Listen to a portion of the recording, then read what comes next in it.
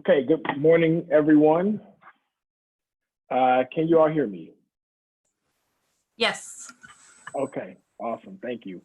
So good morning, those of you who are just joining us, and welcome back for those of you who was on the webinar that we just wrapped up about a half hour ago. I am Frank Harris III, and I've had the pleasure, I think, of meeting most of you that are online here. And I want to first and foremost thank you for allowing me to lead an important conversation or an important topic that has significant implications on the healthy well-being and success of our community college students. As I mentioned, I'm Frank Harris III. I'm honored and excited to lead this webinar. I am currently a professor of post-secondary education at San Diego State University, and I co-direct the Community College Equity Assessment Lab. For this webinar, we have two objectives. We're going to talk about some persistent trends that we see relating to basic needs insecurities amongst community college students. And then most importantly, I'm going to share some equity-minded strategies that we can enact across the institution to support students in meeting their basic needs. I also want to acknowledge that the insights from this presentation comes from several different sources. Notably, most of it comes from the applied research we've been engaged with at SEAL for the past several years with community colleges across the country. And then for those of you who was just on the last webinar, you already got a little bit of taste of this, but I do want to make sure that those who are just joining us this morning, that they have a clear understanding of what we mean when we talk about equity, because it is a word that's used often now and you know, within the context of supporting students in community colleges. And I just think it's essential that we have a shared understanding of what it is. At its core, equity is about remediating disproportionate impact. So identifying students who are not benefiting from as much, at least from their participation in post-secondary education, and finding ways to better support them. When we look at most indicators of student success, we see there are certain groups of students that consistently show up as being underserved or disproportionately impacted. By no means is this an exhaustive list, and we know that there's a lot of intersectionality that exists amongst and between these groups. So equity-mindedness is another concept that we'll talk about quite a bit today, so I want to make sure that I provide some insight as to what that is and what that means. Professor Stella Ben-Simone is widely credited for giving us the concept of equity-mindedness. I first came across it about 20 years ago, actually, is when I first started to hear about equity-mindedness. And she describes it as being primarily comprised of four components. So first is a recognition that inequity is not an issue that we only experience in community college education, but it's a systemic issue. And the same students who are disproportionately impacted in community colleges are also, unfortunately, disproportionately impacted in almost every social institution that serves them and the people that they're responsible for. We also have to look at inequity as an institutional success issue and not just an issue relating to student success. When we have inequity, it's an indication of institutional underperformance. The implication of that is that it means that we bear some responsibilities as educators to address it and do something about it. When we approach our work with students from an equity-minded perspective, the one thing that we don't do is blame students, and in particular, we don't blame students' identities, their life circumstances, and we don't make excuses about why they can't be successful based on what we perceive to be deficits in their capabilities. You know, we have to look at students from in a very non-judgmental way. We have to highlight their strengths and assets and leverage their strengths and assets as we look to support them. And by doing this, we're able to support students in a way that helps to close equity gaps. And then, you know, the last point, and perhaps the most important point, is that we have to be critically reflective as educators and recognizing what is our role in allowing inequity to exist and persist, and take on the steps, do whatever that we can that's within our locus of control to redress inequity. To ground this discussion theoretically, I also want to highlight a key construct from the social ecological outcomes model. We call it the SEO model. And it's essentially, it's a model that my colleague, Dr. J. Luke Wood, who was the other person who co-directs SEAL and co-founded SEAL. We developed this model several years ago when we recognized that we needed to account for the factors that influence community college student success. What you see here is an abbreviated version of the model, and this is what the model looks like when we reveal all of the constructs. Of course, we don't have time to unpack every factor here, but I do want to highlight the environmental domain, which we see highlighted and circled in red here. And essentially, this domain captures the factors that exist outside of the college, such as employment conditions and family responsibilities and transportation concerns, stressful life events, to name a few. And while I think it's important to acknowledge that we as educators probably have little influence over these factors, it's important to recognize their impact on students' experiences and success. And this is the domain in which basic needs and securities are situated. And I also say that while we don't have a lot of control over the environmental domain, we do have some control over the campus ethos domain, which is situated right below it. And the campus ethos domain includes factors related to sense of belonging. Are we providing equity resources and support to address the issues that may manifest in the environmental domain and have some influence on students' experiences in the campus ethos domain and the others as well. Another key point here that I want to highlight is validating agents. Validation is one of the most important things that we can do to support students, particularly during times of need and difficulty. And this is where we talk about having educators, so faculty and classified professional and administrators who are reaching out to students, and in reaching out to them and in having conversations with them, they're conveying messages of validation and support, and following up those messages with actual actions and resources, of course, and so forth. I also want to highlight Maslow's hierarchy of needs. Many of you are probably at least somewhat familiar with this model. If you've taken a course, maybe in Psych 101 or something like that, this model might look familiar. And essentially, this model tells us this: if human beings are going to thrive and be self-actualized in an environment, they must first have their physiological needs met and feel a sense of safety and security. And so this helps us understand that students are not going to maximize their full potential if they're hungry and if they don't have a safe place to lay their heads at night. And so I think historically, educators have, we've known, so it's no secret that we've had students who've experienced food and housing insecurities in community colleges for a very, very long time. And any of us who've worked in the community college context for a number of years, we know this. We have students that we can recall over the years who've experienced insecurities. But only recently have we started to take on some initiative to actually address this, because historically the assumption is that wow, there's really nothing that I can do as a college, nothing that we can do as a college in order to address these issues related to housing and related to food insecurity. And while I'll say and acknowledge that both of these issues are very complex, and oftentimes they the impact exceeds beyond what needs to happen, exceeds beyond what the colleges have the capacity of doing. We all recognize at some point that we can't sit back and do nothing, because this issue has a direct impact on students' ability to learn and to be successful. And so as a part of our efforts to be equity-minded institutions, addressing issues related to food and housing insecurity have become much more salient than they've had, I would even say, 5+ years ago. With regard to background and context on the issue of basic needs and securities among college students, I think a few things are important to note. There's, as I just mentioned, there's been much more awareness around this issue amongst college and university educators.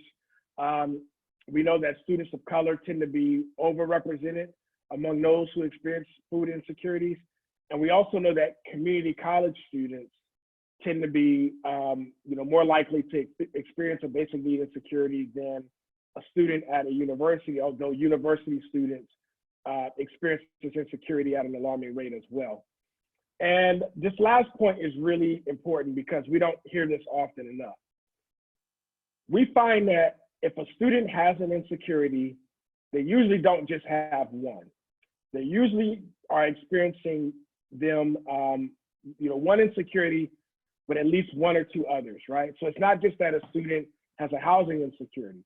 They also likely have a food insecurity, as well as dealing with some health concerns, as well as dealing with some legal concerns, and some, right? So it's never just one insecurity. And so, while we think about these issues as occurring in isolation, our efforts to address food insecurity have to be much more intersectional in how we approach it.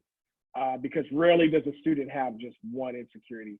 They usually have at least one other if they have one.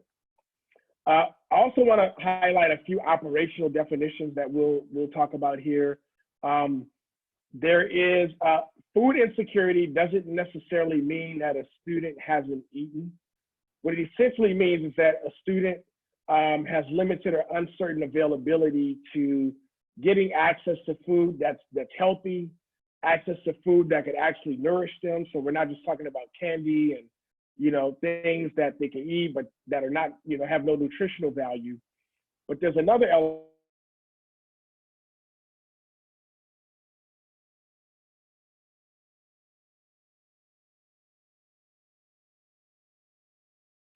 Put their health, their safety, and their freedom at risk in order to access them.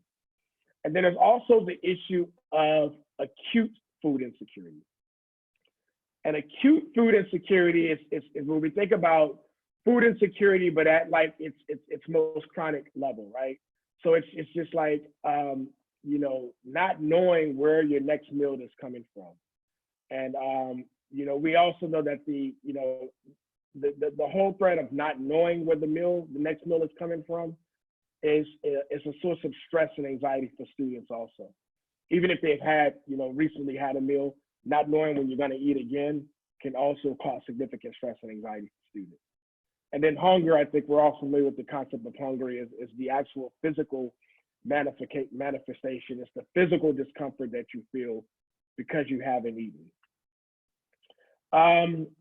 And a couple of other things as we transition to our discussion is recognizing that housing insecurity is not the same as homelessness, right? So a student can be housing insecure, but they're not necessarily, sleeping on the street or sleeping in their car.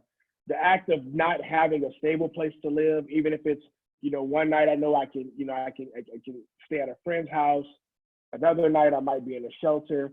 The next night I may have to crash in my car, right? Just the whole instability that comes with it is what we refer to as housing insecurity.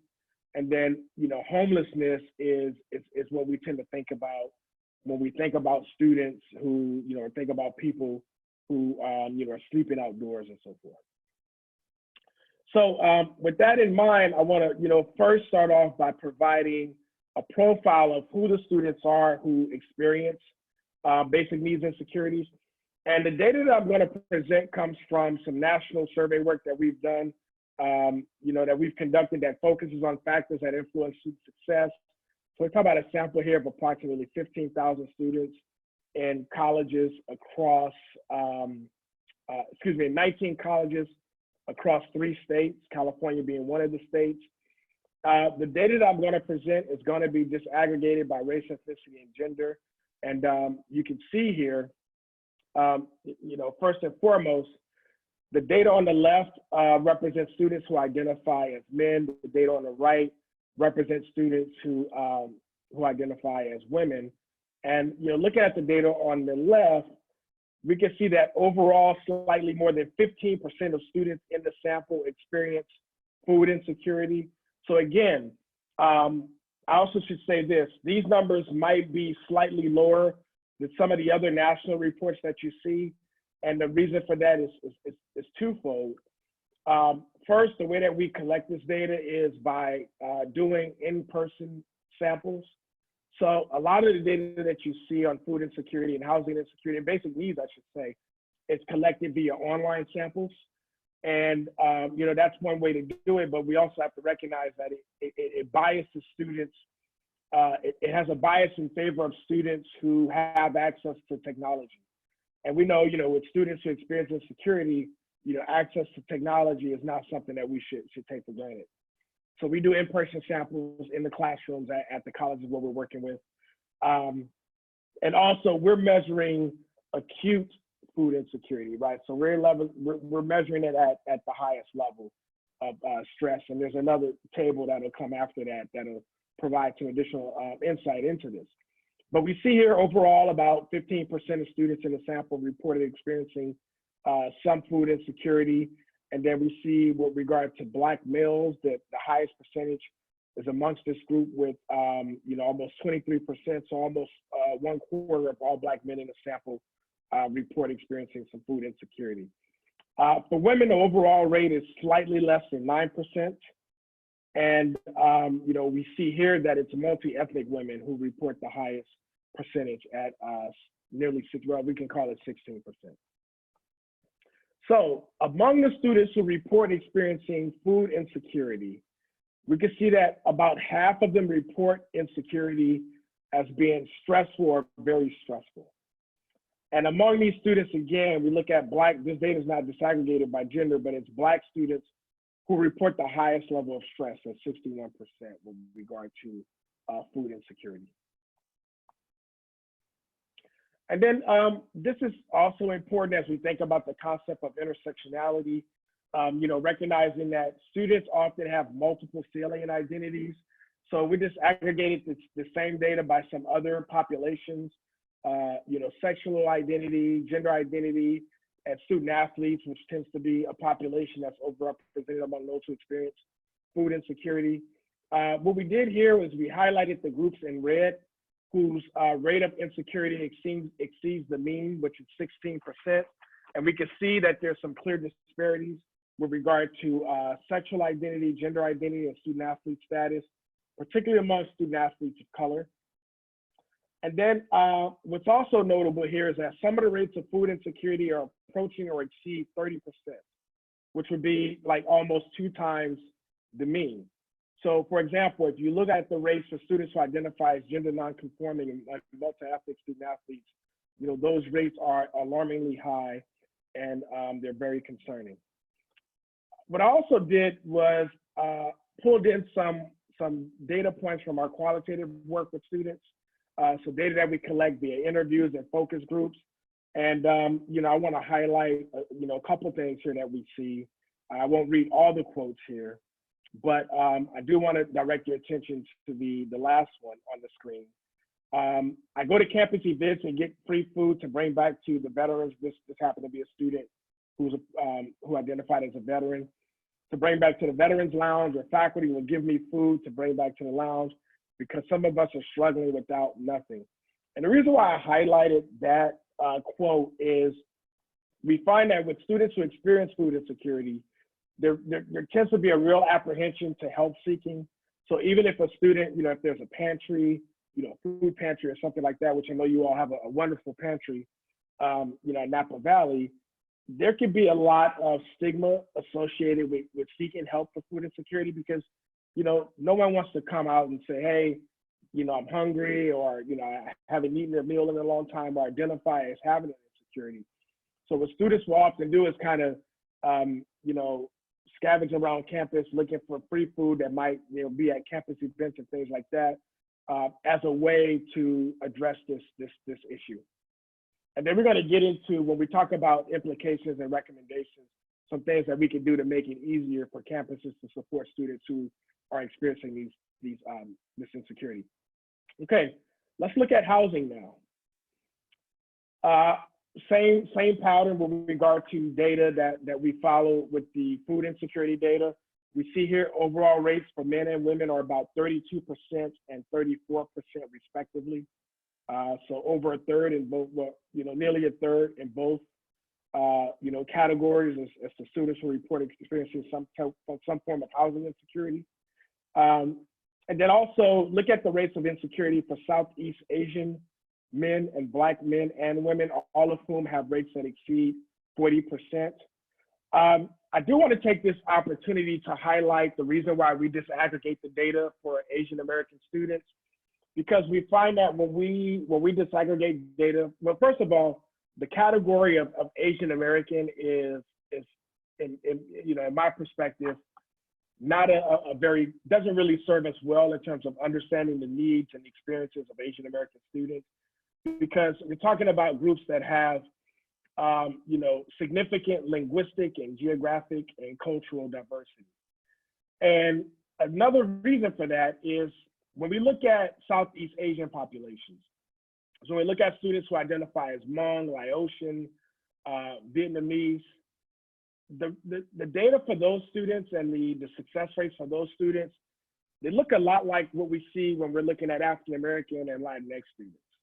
But if we don't disaggregate the data about Southeast Asian populations, those disparities are usually masked or they're usually hidden.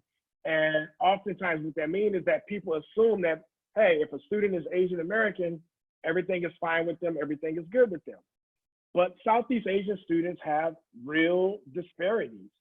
And we don't do a good enough job of highlighting their experiences and disaggregating their experiences from the larger Asian American populations. So they tend to get overlooked when it comes to issues related to equity. So that's just something to keep in mind, as we look at data and other data around equity and student success. Okay, so back to this data.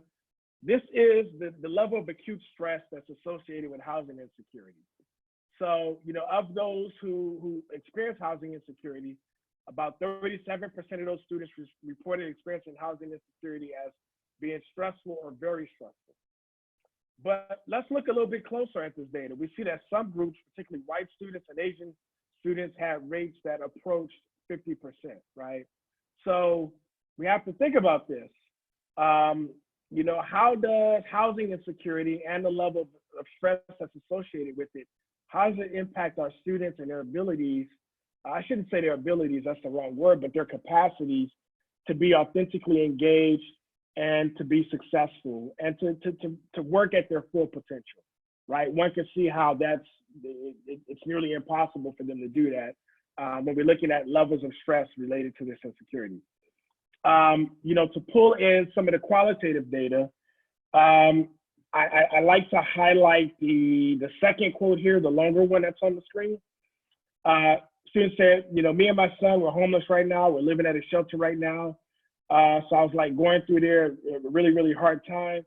Came super late to my classes, and after class, the professor kind of just sat with me when we were talking. She was like, well, if you end up getting kicked out of the shelter, absolutely have nowhere to go, don't have a place to live, you don't have a couch. This lady just met me a couple of weeks ago, so I don't, really know a lot of teachers here. But the student really talked about how, having someone who just expressed concern, and, even though she didn't necessarily say that, yeah, I have an extra room for you or I have a resource for you, but just knowing that someone was concerned, knowing that it was an educator, a faculty member who reached out and offered support, that it really made a difference and really helped this particular student persist in her education. Okay, so here's another piece of this. When we look at basic needs, typically you only hear about food and housing. And food and housing are, of course, by far, the top two will relate to basic needs insecurities. But we also have to look at some other issues as well. Employment challenges. So, we have found that employment challenges and transportation challenges are two other, real big issues that relate to basic needs insecurities. And then I would actually add a fifth one in light of COVID-19. It's access to technology as well is another issue that relates to this. With regard to employment, we found that, for men of color, here there are three conditions that typify the type of employment that they have. So they're usually in jobs that are transitory in nature. So they're in temporary jobs. They're in a job that, you know, maybe they have that job for a few months. That job ends. It happens to end around midterms. Oh no, I got to drop all my classes because I got to find another place to work. Or the place that I found to work is not going to accommodate my school schedule, like the one where I was working before when the semester started.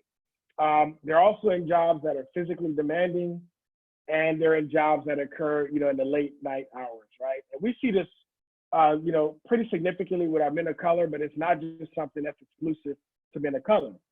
Going back to the data that we present here, we see that Black and Latino men in the sample report experiencing challenges with employment, you know, that exceed the overall rate. So the overall here is about 30%. And then with regard to women, it's really Black and multi-ethnic women who report experiencing some issues or challenges with employment. When we look at the qualitative data and look at what some of the students have to share there, you know, I think all of the one on the left speaks to the issue of, you know, working physically demanding jobs, right? So this is a student who talked about his job was unloading toilets off of a truck, and you know, just how physically draining and exhausting it was. You know, had to unload 75 toilets, right? And then I got to go to school, and I'm just, you know, I'm wiped out. I'm exhausted. I can barely stay awake, and that can be real challenging. The one at the top right speaks to the issue of overnight work, right? Waking up at 7 p.m., getting to work at 11 p.m., getting off at 7 p.m., you know, getting a quick nap, and then, you know, having to start to work tutoring and class and things like that starting at 8 a.m., right? And then kind of repeating this cycle over and over again is being a challenge.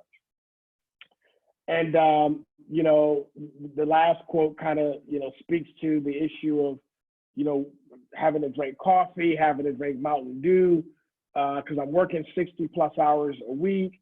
I'm driving trucks at night. And, you know, if I'm gonna be in school and stay focused, I gotta have something that kind of helps keep me awake. Let's talk about transportation. So about, you know, 36% of students in the sample experience some issue with transportation. We see here the percentages for Black men and women, Latinx men and women, and multi-ethnic men and women, you know, and Southeast Asian men actually far exceed the statewide average in regard to what students had to say about employment. I want to direct your attention to actually, let's look at the last quote here. People say, go get a job. Sometimes there aren't jobs you can work that fit your schedule as a student. And if you're commuting, you have to enter in time commuting. And if you're a student and you commute, that's even less time for work. I drive, and in the morning, it takes me at least an hour to get here, and that's becoming more and more unpredictable, and it's becoming worse, and it's gas money too, your tires and oil and stuff like that. And so, you know, I will say this quote, we see this a lot, particularly with colleges in California, because students tend to travel a lot, you know, travel a pretty long distance in order to go to their college of choice. So, you know, I know, you know, from the work that we've done at Napa Valley, there's been some students who talked about, yeah, living in Richmond and living in, you know, areas that are, you know, pretty far distance and traveling to Napa Valley, right? So transportation could be a salient issue for students who have to make this commute on a you know, pretty consistent basis. Let's talk about primary goals and how does that come into play with regard to insecurities. So when we look at the students as, you know, and examine primary goals of those who report experience food and housing insecurities, we see that the overwhelming majority of these students are pursuing transfer and associate's degree as their primary goals.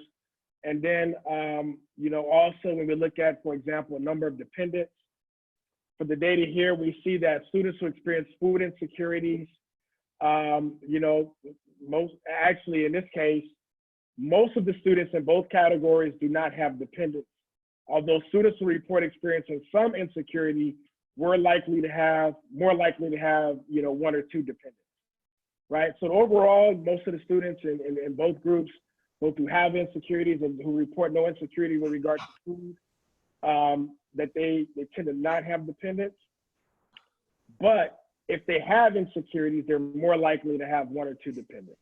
So that's something to be mindful of. Here's the same data with regard to housing insecurities, and we see a very similar pattern.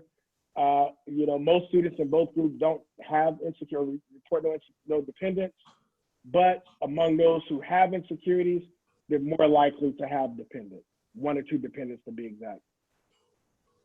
And also, again, returning to some of the qualitative data, remember that we noted this in the introduction of this webinar that students rarely experience insecurity in isolation. And we find that at least one insecurity is more often than not accompanied by at least one other.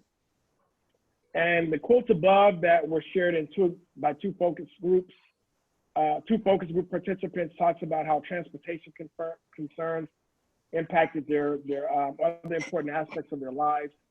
So for example, if we look at the quote on the right, this was a student who talked about and said that, it was easier for me, instead of making this commute and having to kind of, deal with the drive and so forth, it was easier for me to just, just be homeless and use the bus and sleep near the beach, right? Which is an incredible decision, right? That really speaks, I think, to a level of, a level of acute stress that's associated with these intersecting insecurities. The other student talked about, issues related to daycare and transportation and, how does that affect her ability to get to and from school and so forth. And, again, highlighting this issue related to acute food insecurity. Before we transition to strategies and implications, I'd like to check in. Are there any thoughts or reactions or questions or things that come to mind so far from examining the data?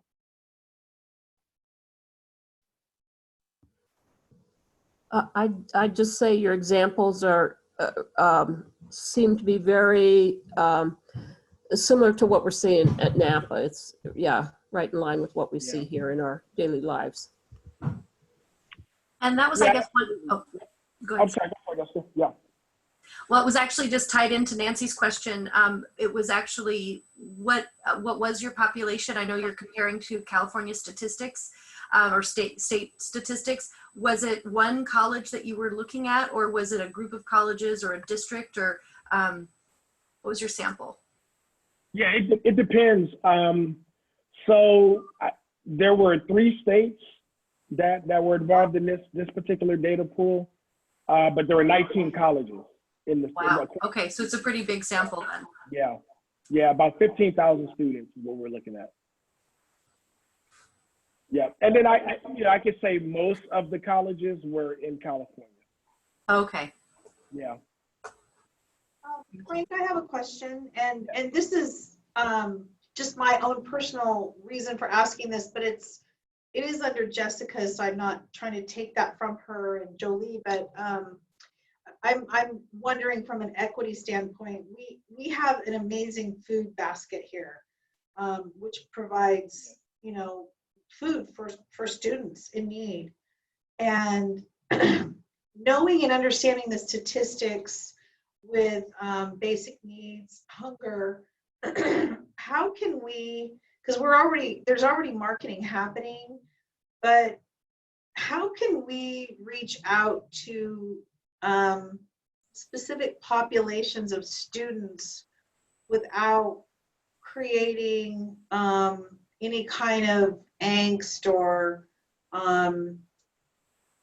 like, I want to do it in a very like kind way but I don't want to, say, hey, I'm sure you're not eating, but really target some populations to make sure that they know they can come to the college and get this food.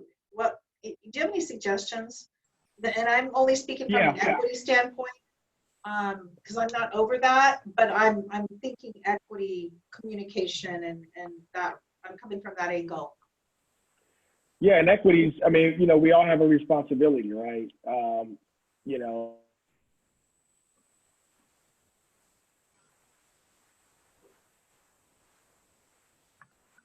that food pantries are one way that colleges have sought to address the issue of food insecurity. We also know that there could be challenges with students accessing food pantries. Sometimes it's about the time, that they're not always open, during the times in which students need to access them. The other issue that we see with pantries is that they require students to do some type of self-identification. So, fill out a form or swipe their ID, and students don't always want to be, they want to kind of be anonymous. They don't want to be identified as a student who's hungry or who's homeless. So, removing barriers to access is important. And then the other, I'm sorry, it looks like, can you all hear me? It looks like we lost the connection for a second. Yeah, we can hear you. Okay. And the other issue is that we need to have messaging that's consistent across the campus. So every faculty member should have some type of note in their syllabus that talks about resources for student support. And on that should be the food pantry. On that should be mental health support. Any type of equity-related support, it should be something that's actually in the syllabus. Faculty should make announcements about it, at the beginning of the semester at a minimum. And, colleges should also be posting messages, weekly messages on their social media that says, hey, if you're experiencing this, many students, we understand this is a really difficult time right now. Many students are experiencing, loss of employment and may have lost income that's making it difficult for them to eat on a consistent basis. Here's the support that we have for you at the college. It's available for everyone. So I think, whatever we can do to kind of normalize it a little bit. And I know that a college is not able to kind of feed everyone per se. You don't necessarily have the resources to do that. But whatever we can do to normalize it and reduce the stigma and reduce the hoops that students have to go through to access the support, I think are all things that go a long way. And I like your thought about I can't tell the faculty. I can, have a conversation with the academic senate and present the idea. But I like the idea of, faculty providing the resources through student affairs in their syllabus and sharing that because they have the audience on a consistent basis. So I think I love that idea. Thank you. That's a great strategy, actually. Yeah, and that actually also lends itself to normalizing, because if their instructor is saying, hey, this is here, this is for you, this is, this is for all of you, anyone, and also sort of contextualizing it with, this might be temporary, this is temporary, and for a temporary need, we've got something for you. So I know in our last communication effort about our food basket, we actually sent a message to a target group of students. It was a text message that actually included our vice president saying, like, Oscar is inviting you to come to our it's a drive-through food basket. And so the whole concept being, it's fast, it's easy, it's drive-through, you're gonna pick up your bags and you're on your way. We actually saw after that message went out an uptick of we had more students in 1 hour than we actually had in the previous complete whole day. So that was impressive. But I appreciate your additional insights, and thank you, Robin, for bringing it up, because I think it was a good thing. Yeah, and our food basket has just really evolved, and it's so great. And one of the things that they've done just recently is they've moved it out to be more visible. So students aren't having to get out of their car, like they can do the drive up. And it's just like, I've actually in the last few weeks gone and looked at the food, just because I wanted to know myself, like, what's really in the food basket. And I am like, wow, it's awesome. It's fresh food. It's essential. And I think what I had heard from a few students and a few staff is that students thought it was just like this throwaway food, like Trader Joe's. They don't want it anymore. I'm like, no, this is like awesome food, and it's essential, and It's actually purchased through retail sources. We don't have a wholesale license or anything like that. So we're actually buying things through the CalFresh grant, basically allowing us to go and spend money and purchase food off the shelf and then provide it for our students. It's so great. I love it. And I would, in social media, I would post pictures of the food, some of the food, so they can see, hey, come through, and the picture's like, oh, that looks pretty good. It's not just, because I think people have a certain concept of what a food basket is and the type of food they'll be getting, and I think it helps for them to actually see what's going on. I think that's a great idea. Yeah. And there's some other stuff that we'll talk about here as well that I think speaks to this question. So let's identify a few things here. So what I thought would be helpful, we recently conducted a survey of campus leaders. Now these are just campus leaders in California, and we asked them to talk about the efforts that their campuses were employing to address insecurities. And there was a lot. There was as you can imagine, a lot of different responses. But the top 5 that you see here were, number 1 is, increasing campus efforts around awareness of food and housing. So again, this talks about normalization and reducing the stigma. So the messaging around that is important. Providing access to campus showers for students who may be experiencing housing insecurities. Book vouchers for the campus bookstore. We're going to talk about why that's important shortly. Job placement services is another. And student training on financial literacy. Although, I think we got to be careful with the whole financial literacy message, because what we don't want to do is convey a message that students who experience insecurity are irresponsible with their money, and what they need is, more information on how to plan. Right? We're talking about people who have lost their jobs or who had some sort of medical concern and their medical bills have skyrocketed beyond their control, right? So, we're talking about people who are dealing with circumstances that was beyond their control. But these are the top 5 that we see across the state. Okay, so I'm going to roll through these fairly quickly, and then hopefully we'll have some time left for Q&A. But first and foremost, we got to support students from an equity-minded perspective, right? So again, housing insecurity, food insecurity, it's my responsibility because it impacts student success, right? And it has a disproportionate impact on students who are already vulnerable and who are already, dealing with challenges and barriers to their education. So this is what makes it an issue of concern for me, regardless of what my role is at the college, right? Okay, another thing we can do is making healthy snacks available in high traffic areas.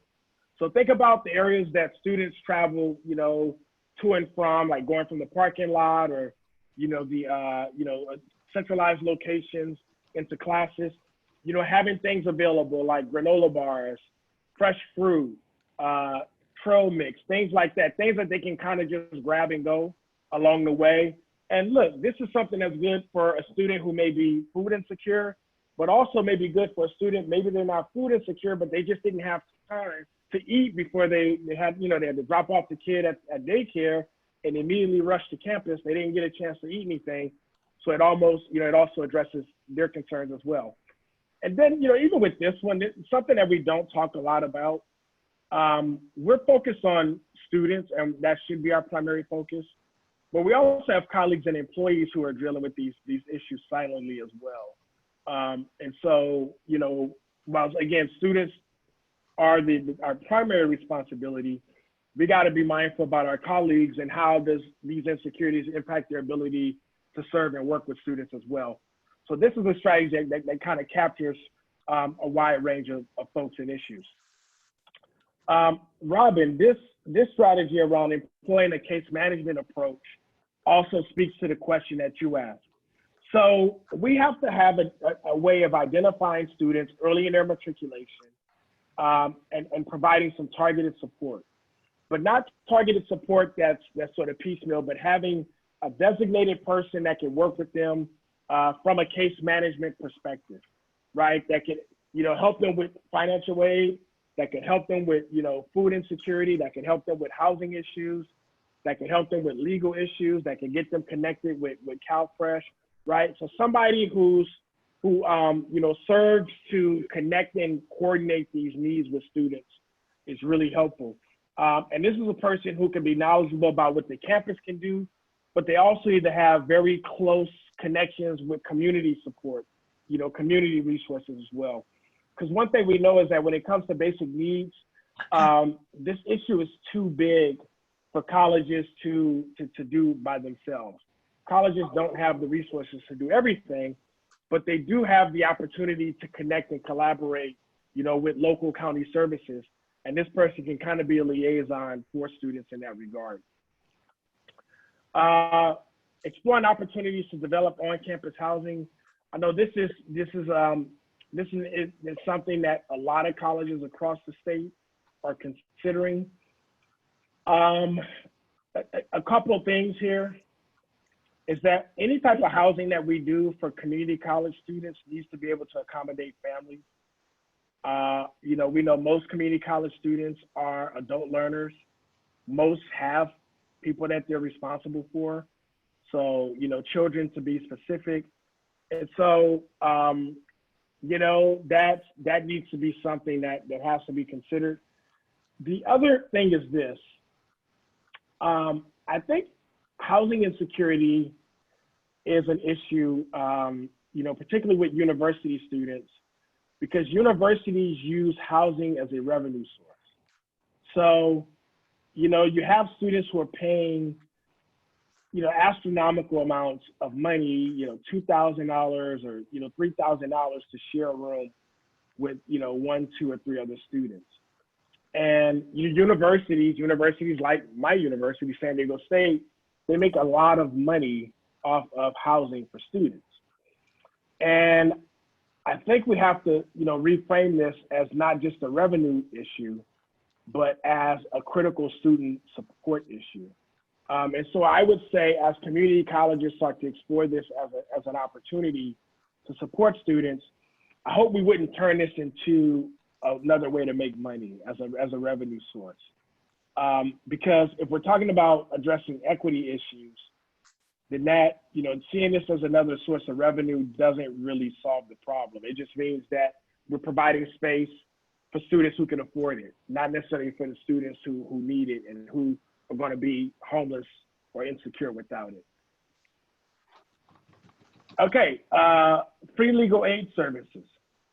So if there's a way to support students, if you have local attorneys in the area, or there's a college that we work with here down in San Diego, they happen to have a paralegal program, and there's some attorneys who teach in that program.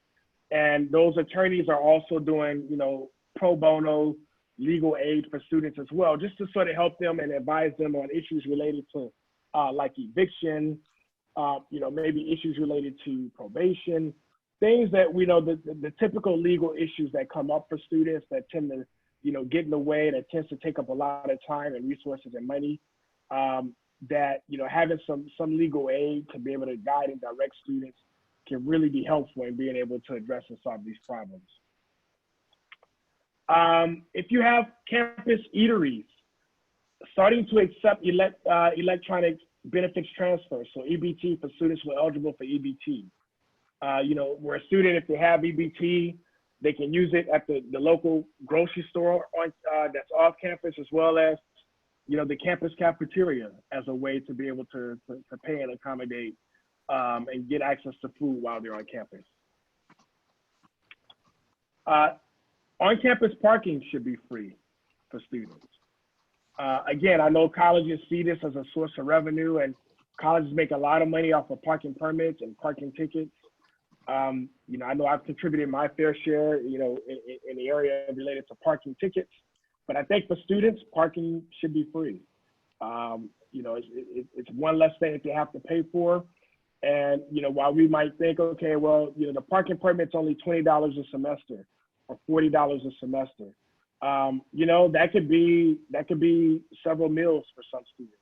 That could be the difference between students buying a parking permit and getting a book or you know, something that they need for class as well. So every little bit counts.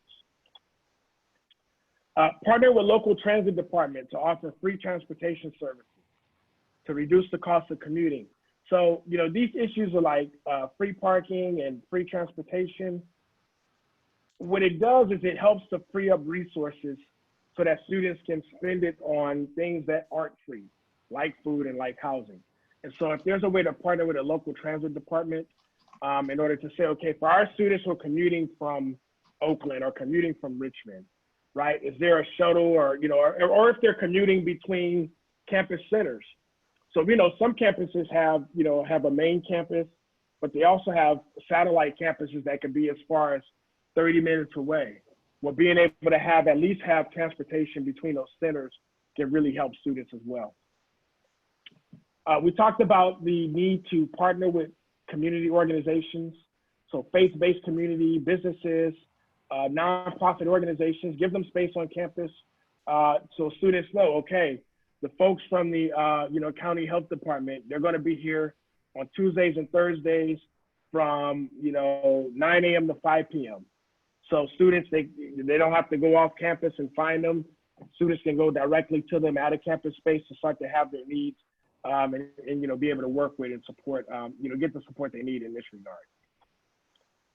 Student leaders, so particular, you know, associated student governments, they've been all over this issue a lot longer than we have as campuses, you know, as educators, particularly around the issue of food insecurity.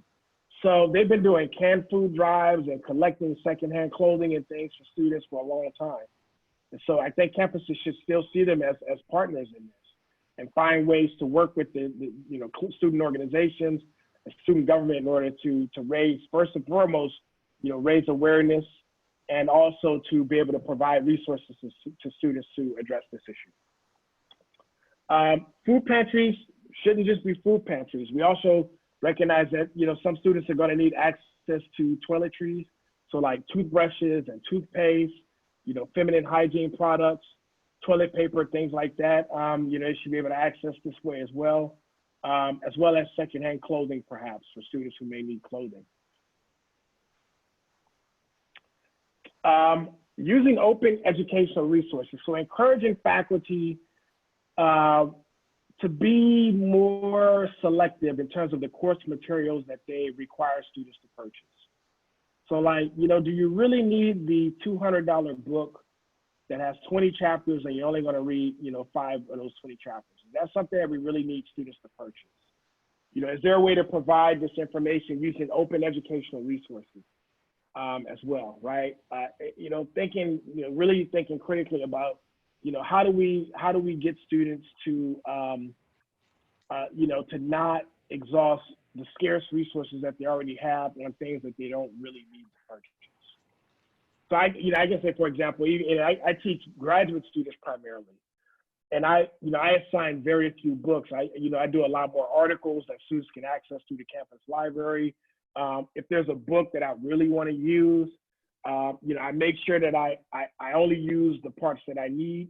And if I keep it below a certain percentage of the book, I think if I'm using less than 25% of the book or something like that, and my university owns the book, then I can photocopy those chapters for students so they don't have to purchase the book. So there's a lot of creative ways to getting around this.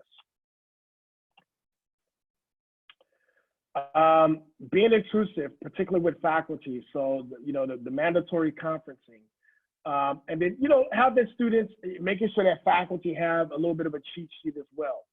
So, you know, in addition to the resources that should go in their syllabus, when they're having meetings with students, saying, okay, are you checking in with students? Or if a student comes to you and say, you know, I'm having a hard time submitting my assignment because I was evicted or because I lost my job. Well, you know, making sure faculty say, okay, wow, you know, yeah, of course, I'm here to support you. Whatever we need to do on your assignment, I can be flexible. But you also should know that the campus has resources. The campus has a food basket. The campus has someone in the dean's office that can support you with these issues, you know, and then, you know, facilitating a connection there with someone who can support students there as well. And make sure if you do this that you don't leave out your adjunct and part-time faculty who, you know, think about the faculty member that's teaching at night on a Thursday. They're not really on campus during the day, but making sure that they have the information as well. You know, convening ongoing meetings with local campus community partners to coordinate and pool resources to address these issues. So knowing who are your campus, who are your community partners, the folks that you go to, the folks that you rely on, having, you know, your local food bank, whatever it may be, making sure that there's ongoing meetings, maybe, you know, a couple times a semester, a couple times a year to say, okay, we're the campus, but we have students who rely on these resources and support. And how can what are the things that we can do to best support students and being able to get connected to and access these resources, and making sure that we as a campus have the most up-to-date information, the right websites, the right phone numbers, the right eligibility requirements, so that we're communicating accurate information to students. Because, you know, when we give them inaccurate, we give them a phone number and that phone number no longer works, the students kind of get frustrated by that and they may decide, forget it, what's the point in doing this? We got to collect data from students, right? This is, you know, really important that when we're collecting data that we're getting a sense of our students experiencing insecurities. Connecting with students, there's a lot of, I know that there's a lot of campus surveys that occur on a regular basis. You know, which of those surveys ask students about basic needs? And then how do we pull that data? Who's responsible for looking at it on a regular basis? And how do we convene a task force to, you know, to make sure that we're examining the data, we're making sense of it, and that we're on top of this. And then, you know, having a strategic plan that focuses on this. So, you know, we have equity plans. We should also, you know, have a plan that talks about insecurities as well. And what are we doing as a campus to address these issues? And then the last, you know, I'll sort of take these last two together. Make sure your board of trustees, you know, that first and foremost, they're aware of what's going on. So there should be a special meeting once a year that gives them an update just on what's happening with basic needs, right? That would be important to do. And then also, if you want policies, so for example, if you want to have that syllabus statement to say that it's required, then, you know, having the board of trustees sort of ratify that as a policy would be important as well. And I know it's not just the board of trustees, you got to have the academic senate involved and, you know, some other key stakeholders. But the thing that we know when it comes to these issues, when it's a priority and there's support at the very top, then it tends to be a lot easier to address these issues from an institutional perspective. And if anyone would like to do any further reading, these are 3 resources that I would highly recommend. The Real College Survey is done out of the Hope Center at the university, at Temple University by Sarah Goldrick-Rapp. You know, her team does an amazing job as it relates to, they're all over this. The Helping Hand piece is the one that I mentioned where we did the survey to ask campus leaders in California, how are they addressing insecurity on their campuses? So that's something I can, you know, send me an email. I'd be happy to share that resource, or maybe I'll just go ahead and send it to Robin so she can share it. And then there was a special issue on supporting students who experience housing insecurity and new directions for higher education. I think that came out in 2018. So it's kind of more of an academic resource that addresses this issue as well. With that, I want to thank you for having me again. And I think we have time. We have, you know, a few minutes. We're a little bit past time, but I'd be happy to stay on for, you know, at least another few minutes in order to address any questions that come up. Thank you.